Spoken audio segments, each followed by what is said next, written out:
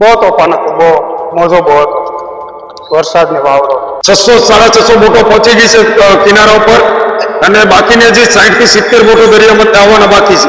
4 જેટલી બોટોએ જળ સમાધિ દરિયાની અંદર લીધી છે. ભારે વરસાદના કારણે દરિયામાં એક કરંટ જોવા મળી રહ્યો છે. 50 જેટલી બોટ પરત ન આવતા એ અત્યારે ચિંતાનો માહોલ જોવા મળી રહ્યો છે. વિગતો મળી રહી છે.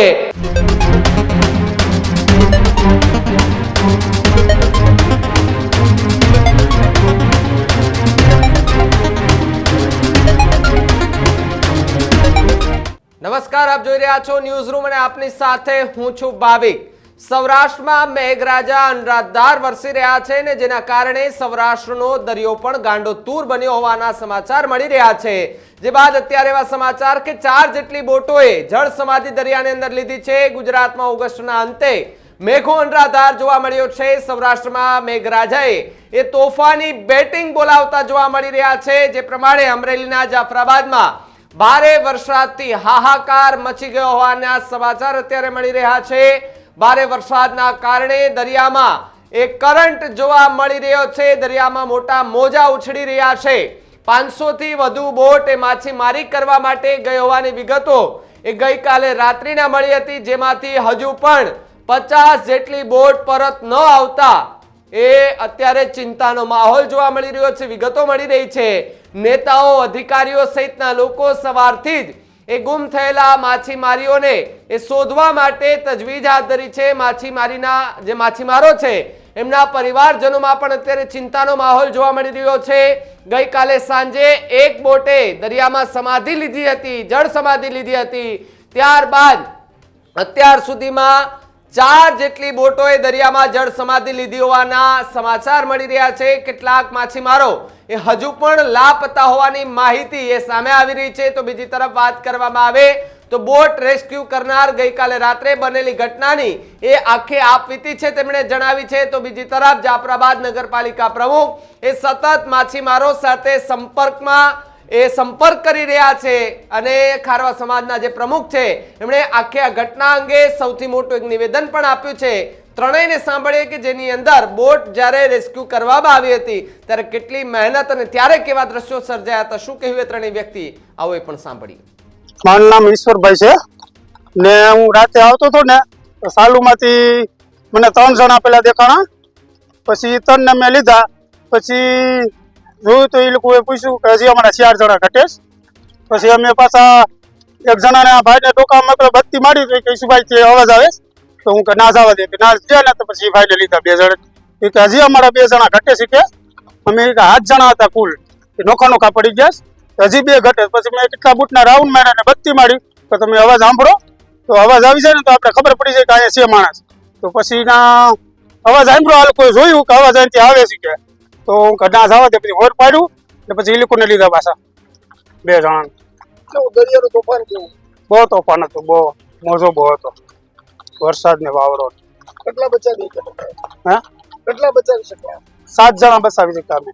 જાફરાબાદની પરિસ્થિતિ એવી છે કે લોકો માછીમારો એટલા બધા હેરાન છે કે દરિયામાં એટલું બધું વેધર ખરાબ છે કે 2 બોટો લાપતા છે કોળી સમાજની અને એક બોટમાં 3 લોકો લાપતા છે, એક બોટમાં 4 લોકો લાપતા છે. અને અમારા જે ધારાસભ્ય હીરાભાઈ સોલંકી બહાર હતા રાતના એટલી ફટાફટ આવી હાલત ગંભીર જોઈ અને રાતના 2 વાગે ઘરે પણ નહીં ગયા, સીધા રાતના બધા ટીમ સાથે આવ્યા. અમે લોકો બધા રાતના સાથે જ હતા અને ખારવા સમાજનો બહુ પણ સારો સપોર્ટ છે, કોળી સમાજનો, અન્ય બધા સમાજનો સપોર્ટ છે. સવારે કલેક્ટર સાહેબ બી સવારે 7 વાગે આવ્યા, અમે લોકો બધા સાથે હતા અને સીએમ સાહેબનો પણ હાલ ધારાસભ્ય શ્રી હીરાભાઈ સોલંકીને ફોન આવેલો અને વાતચીત કરેલી હમણાં. અને હાલ બધા જાફરાબાદના લોકો એટલી બધી પરિસ્થિતિ મેઘાઈ ગયેલા છે કે બંદરમાં કે બોટો હજી પણ 60 થી 70 બોટો બાકી છે હજી હાલ. અને બધા પ્રયત્નો બધા સાથે મળીને કરી રહ્યા છે અત્યારે. જાફરાબાદની પોઝિશન અત્યારે દરિયામાં એટલી ખરાબ છે કે દરિયામાં કરંટ, મોજા, વરસાદ, પવન ખૂબ જ છે અને બોટો રાતના લગભગ 600-650 બોટો પહોંચી ગઈ છે કિનારા ઉપર અને બાકીની હજી 60 થી 70 બોટો દરિયામાં આવવાના બાકી છે. જાફરાબાદ બંદરની 2 બોટો ગઈકાલે સાંજના ટાઈમે જે જળ સમાધિ લીધી એમાં એક બોટની અંદર 4 માણસો અને બીજી બોટની અંદર 3 માણસો, એમ કરીને 7 માણસો અને એક રાજપરાની બોટે જે જળ સમાધિ લીધી એની અંદર 4 માણસો કુલ 11 માણસો અત્યારે મિસિંગ છે. અને આ માટે અમારા માનનીય ધારાસભ્યશ્રી પણ આખી રાત માછીમારો આગેવાનો સાથે રહ્યા છે, નગરપાલિકાના પ્રમુખ, તમામ સમાજના આગેવાનો, અને હાલમાં જ સીએમ સાથે પણ અમારા ધારાસભ્ય અને મેં પણ એમની સાથે થોડી ચર્ચા કરી કે સ્થિતિથી વાકેફ કર્યા સાહેબને. તો જે પ્રમાણે બોટ રેસ્ક્યુ કરનાર વ્યક્તિએ એવું જણાવ્યું કે રાત્રિના સમયે અમે એ દરમિયાન જ્યારે ત્યાંથી પસાર થયા ત્યારે 4 જેટલા લોકો અમને દેખાયા. ત્યાં બોટ ન દેખાઈ હતી, પરંતુ થોડા દૂર સુધી અમને બોટ દેખાઈ હોવાની એ વિગતો મળી હતી. જોકે અમે 4 જણાને બહાર લાવ્યા. ત્યારબાદ એક 4માંથી એક વ્યક્તિએ કહ્યું હતું કે હજી અમારી સાથે રહેલા 4 લોકો લાપતા છે અને શોધવાના છે. ત્યારબાદ એ તમામ લોકોને કાંઠા ઉપર લઈ આવવામાં આવ્યા હતા. સાથે સાથે જે પ્રમાણે જળ સમાધિ લીધેલી બોટો છે એ હજુ પણ દરિયાની અંદર જોવા મળી રહી છે. કેટલાક ખલાસીઓ હજુ લાપતા હોવાની વિગતો મળી રહી છે. હેલિકોપ્ટર ત્યાં પહોંચે તેવી સંભાવના નહીવત જોવા મળી રહી છે, કારણ કે હવાનું પ્રમાણ ખૂબ વધારે છે. દરિયામાં મોજા એ મોટા પ્રમાણમાં ઉછળી રહ્યા છે, જેના કારણે હેલિકોપ્ટરથી રેસ્ક્યુ કરવું પણ ખૂબ ખતરનાક જે છે તે સાબિત થાય તેવું અત્યારે લાગી રહ્યું છે. અને જાફરાબાદ સહિતના જે દરિયાકાંઠાનો જે વિસ્તાર છે તે વિસ્તારોમાં અત્યારે ભારે વરસાદના કારણે એ દરિયાની અંદર કરંટ જોવા મળી રહ્યો છે.